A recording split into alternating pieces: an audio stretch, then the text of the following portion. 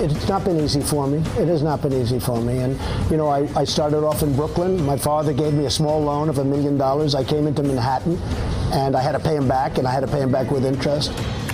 None of that is true. None of that is true. Good morning and welcome back to AM Joy. This week, amid the Supreme Court showdown resulting in the highly divisive confirmation of Brett Kavanaugh, a New York Times investigative report got a little bit buried. That report, 18 months in the making, called into question what many Trump supporters admire about their president the most, that Trump is a self-made billionaire.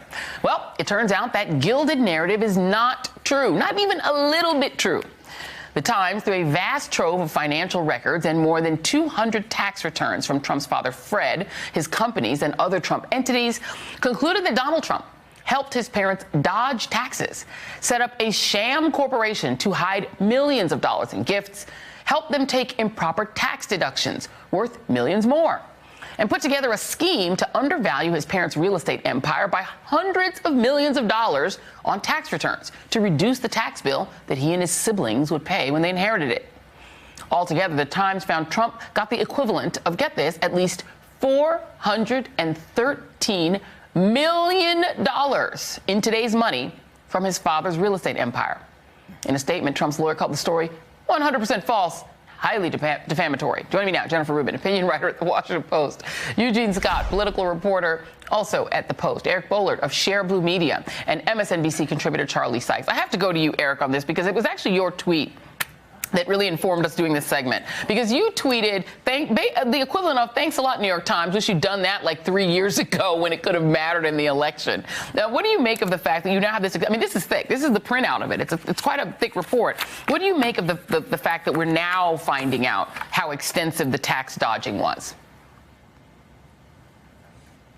Can you hear me, Eric? Oh, there we go. I was going to say, I mean, I think this would have been helpful in 2016. You know, there was some aggressive reporting on the Trump fraud of his charities and his business, but it seemed during the campaign for every tough story about Trump, the press had to do an equally, you know, supposedly tough story on Clinton, pretending her paid speeches were somehow dubious, pretending that the Clinton Foundation, which was sending, you know, inexpensive drugs to AIDS victims in Africa, was somehow a fraud. So the press was committed to presenting Trump and Clinton as a mirror image of each other. If he was a fraud, well, so was she. If he couldn't tell the truth, neither could she. Well, it turns out we know that isn't true, and Trump, you know, the foundation was basically a Ponzi scheme, and now we know this idea that he didn't get money from his parents was a total joke. So, you know, better late than never, but again, you know, I think the idea that he's a fraud and that he's a crook, that's kind of been baked into the narrative at this point. So, unfortunately, I think it's too late for this.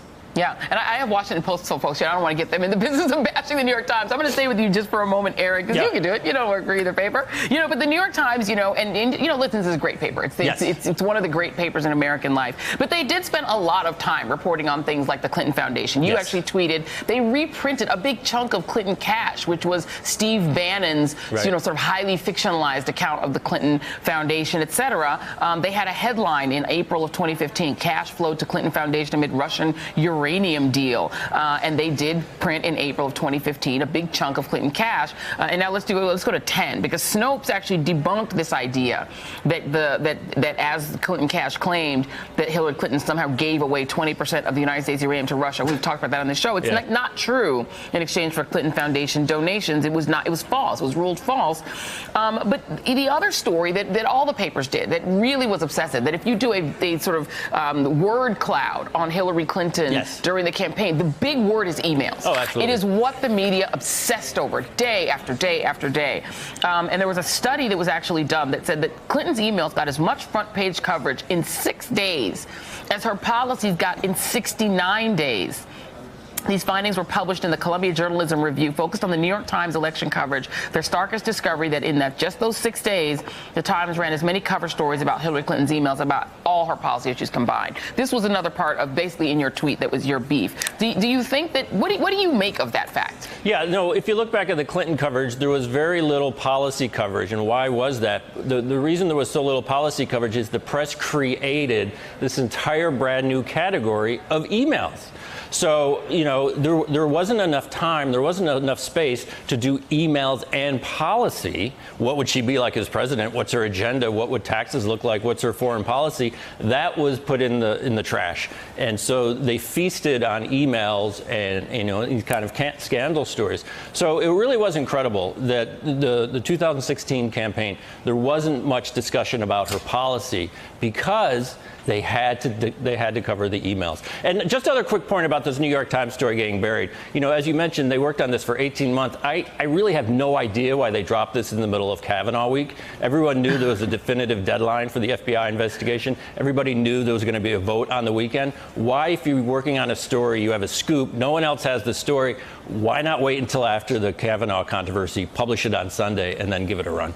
Yeah, I mean, we know that Donald Trump is obsessed with the New York Times. So I think whenever they published it, he was going to notice it. But I want to read just one sort of counterpoint and then go to Charlie on this. The New Republic wrote a piece in April of 2018 saying the Times has been publishing hard-hitting and controversial journalism on the Clintons since at least the Whitewater scandal in the early 1990s, followed by the Monica Lewinsky scandal in the 90s, the Clinton cash story in 2015, and the Clinton campaign emails of 2016. To Clintonites, there's a clear pattern of bias. The Times has responded by suggesting the Clintons are paranoid.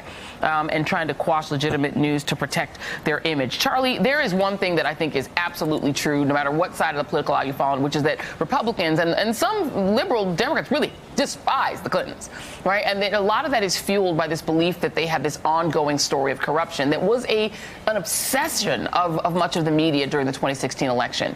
Do you think in the end, that it matters now that we're finding out that there was so much more about Donald Trump that wasn't unearthed, that all we did was focus on her emails?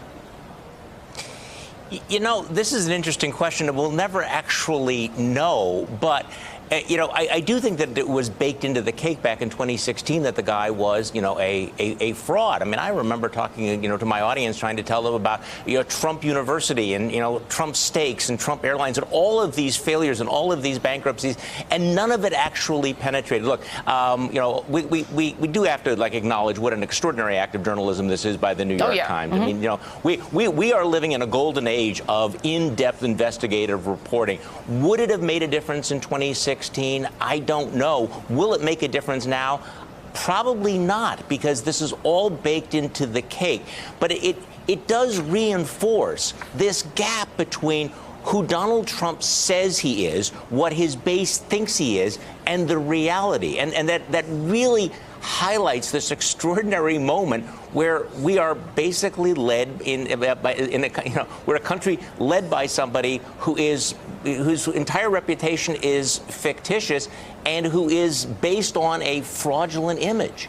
Yeah, and Eugene, I mean, Donald Trump literally created a TV show that was on NBC, The Apprentice, based on this entire fiction that he built this empire by himself. And that fiction actually is why he's president, right? People believed that the Donald Trump from The Apprentice is real. But we're now finding out, and I think Charlie's right, this is an extraordinary piece of journalism. It's lengthy, it's very in-depth. We now find out that Donald Trump's parents, Fred and Mary, transferred well over $1 billion in wealth to their children, which could have produced a tax bill of at least $550 million under the 55% tax rate then imposed on gifts and inheritance. Instead, they paid about $55.2 million, about 5% tax records show. At the end of the day, it is all fraudulent. Donald Trump inherited hundreds of millions of dollars. Out in the field, when you're out reporting and you're talking to Trump voters, will they care now that they know it's a fraud, even if they ever find out?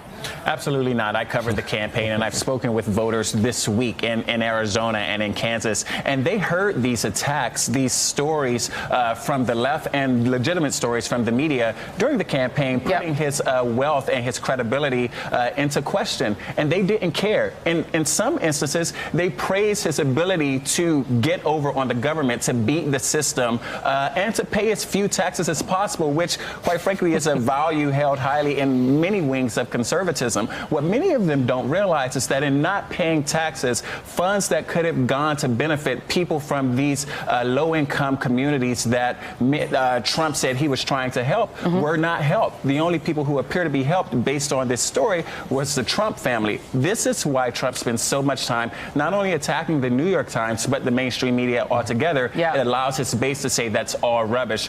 But the truth of the matter is, when you don't release your tax returns, and when your lawyer comes out and says it's false, and then reporters say what part is false, and you just say it's all false, it's just all bad, there's no way to really get to the bottom of it if you really want to know what happened. Yeah, I mean, Donald Trump is going to he'll make something up and they'll just believe it. It doesn't matter. But, you have Donald Trump by age 3, Jennifer, earning $200,000 a year in today's dollars from his father's empire. He was a little kitty Warbucks. He was a millionaire by age 8. By the time he was 17, his father had given him part ownership of a 52-unit apartment building. Soon after he graduated from college, he was receiving the equivalent of $1 million a year from his father. Had Democrats had this kind of information, was it, in hindsight, maybe portraying him the way that Mitt Romney was portrayed? Mitt Romney didn't get away with being baby Warbucks. Right. Donald Trump did.